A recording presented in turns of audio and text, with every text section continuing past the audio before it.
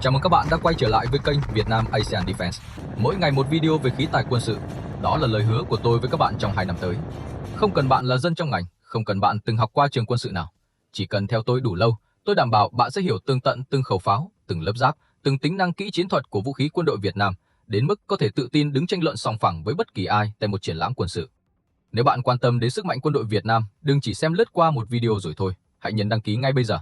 Bởi vì kiến thức quân sự không đến từ một video, mà đến từ cả một hành trình, và hành trình đó bắt đầu từ hôm nay.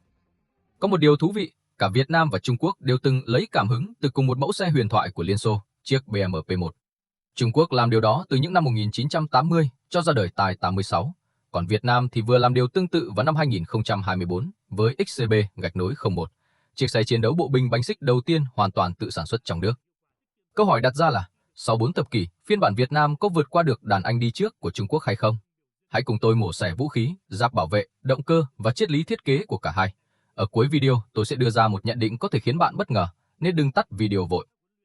XCB-01, bước đột phá của công nghiệp quốc phòng Việt Nam. XCB-01 là xe chiến đấu bộ binh bọc thép bánh xích đầu tiên do Tổng cục Công nghiệp Quốc phòng Việt Nam tự nghiên cứu, thiết kế và chế tạo trong nước. Xe từng được giới thiệu tại cuộc diễn tập của Quân đoàn 12 cuối năm 2023, sau đó được Bộ Quốc phòng thử nghiệm toàn diện và quyết định đưa vào sản xuất tại nhà máy đóng tàu Z189 Hải Phòng.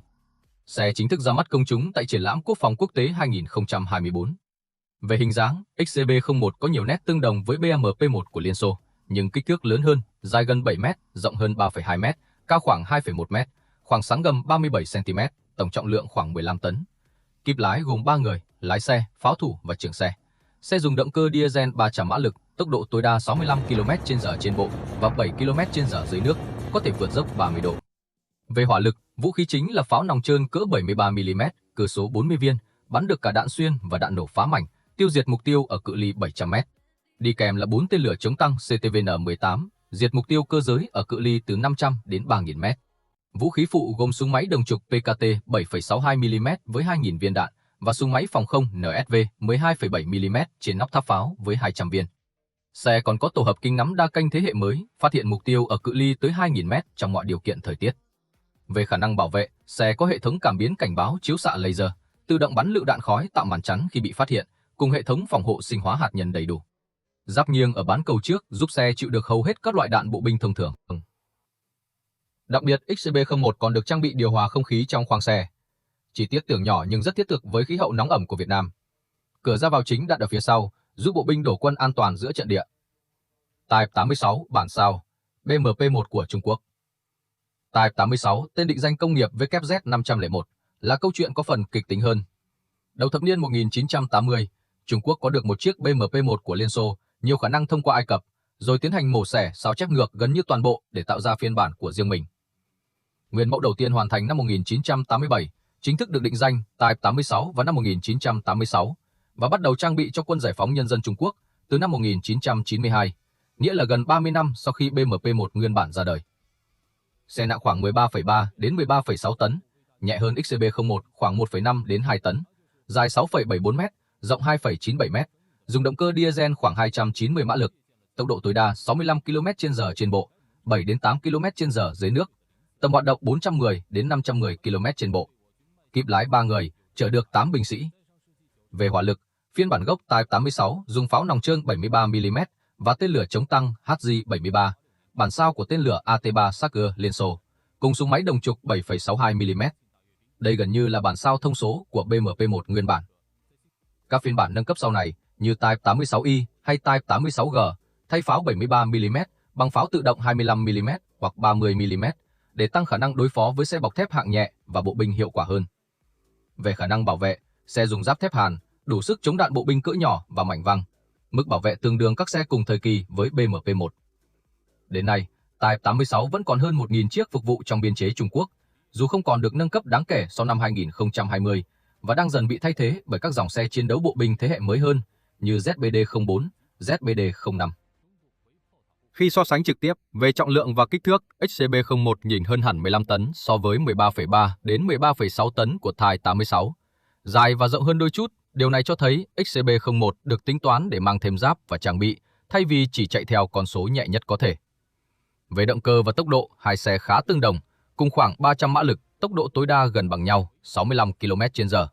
Riêng khả năng bơi thì Thai 86 nhỉnh hơn đôi chút về tốc độ dưới nước, 7 đến 8 km/h so với 7 km/h, nhưng chênh lệch không đáng kể. Về hỏa lực chính, đây là điểm hai xe có họ hàng gần nhất. Cả hai đều dùng pháo nòng trơn 73mm làm vũ khí chủ lực. Điều dễ hiểu vì cả hai đều lấy cảm hứng từ BMP-1. Tuy nhiên, XCB-01 mang tới 4 tên lửa chống tăng CTVN-18 với tầm bắn xa hơn 500 đến 3.000m so với tầm của HJ-73, thường dưới 3.000m, nhưng độ chính xác đã lỗi thời hơn nhiều so với công nghệ dẫn đường hiện đại. XCB-01 còn bổ sung súng máy phòng không NSV 12,7mm trên nóc tháp pháo, vũ khí phụ mà bản Thai 86 nguyên gốc không có, giúp xe đối phó tốt hơn với mục tiêu bay thấp như trực thăng hay UAV. Về hệ thống ngắm bắn, XCB-01 có ưu thế rõ rệt với tổ hợp tính ngắm đa kênh thế hệ mới, phát hiện mục tiêu tới 2.000m trong mọi điều kiện thời tiết, vượt trội so với hệ thống ngắm bắn khá cơ bản của Thai 86 nguyên bản, vốn ra đời từ công nghệ thập niên 1980. Về khả năng bảo vệ, XCB-01 có lợi thế của một thiết kế đi sau gần 40 năm, cảm biến cảnh báo chiếu xạ laser, hệ thống phòng hộ sinh hóa hạt nhân đầy đủ và thậm chí cả điều hòa không khí, những trang bị mà bản Thai 86 nguyên thủy hoàn toàn không có, vì nó được thiết kế theo đúng tiêu chuẩn tối giản của BMP-1 thời chiến tranh lạnh. Và điểm mấu chốt, dù cùng lấy cảm hứng từ một người thầy Liên Xô, Thai 86 gần như sao chép nguyên bản BMP-1 để rút ngắn thời gian phát triển, trong khi XCB-01 được thiết kế mới với nhiều cải tiến về cảm biến, vũ khí phụ và hệ thống bảo vệ, tận dụng lợi thế của việc ra đời sau gần 4 thập kỷ. Ý nghĩa thực sự đằng sau câu chuyện này, Thai 86 cho thấy giá trị của việc sao chép ngược, một nền tảng đã được chứng minh để nhanh chóng có được năng lực sản xuất xe chiến đấu bộ binh trong nước, một chiến lược thực dụng giúp Trung Quốc rút ngắn khoảng cách công nghệ trong giai đoạn đầu phát triển công nghiệp quốc phòng. Còn XCB-01 lại cho thấy một câu chuyện khác. Dù cũng chịu ảnh hưởng thiết kế từ BMP-1 giống Thai 86, Việt Nam không dừng lại ở việc sao chép mà đã bổ sung hàng loạt công nghệ hiện đại từ cảnh báo laser, phòng hộ hóa sinh đến tính ngắm đa kênh, biến XCB-01 thành một phiên bản hậu bối toàn diện hơn hẳn so với người đi trước gần 40 năm tuổi. Tất nhiên, XCB-01 vẫn còn là dòng xe mới, chưa có bề dày thời gian phục vụ và thử thách thực chiến như Thai 86. Mẫu xe đã tồn tại hơn 3 thập kỷ trong biên chế Trung Quốc. Nhưng với những gì đã công bố, đây là một khởi đầu đầy hứa hẹn cho dòng xe chiến đấu bộ binh bánh xích Made in Việt Nam.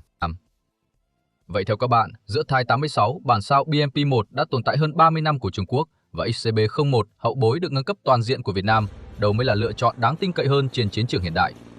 Để lại bình luận cho tôi biết ý kiến của bạn. Đừng quên nhấn like, chia sẻ và đăng ký kênh Việt Nam ASEAN Defense để cùng tôi khám phá thêm nhiều vũ khí Made in Việt Nam trong 2 năm tới. Hẹn gặp lại các bạn ở video sau.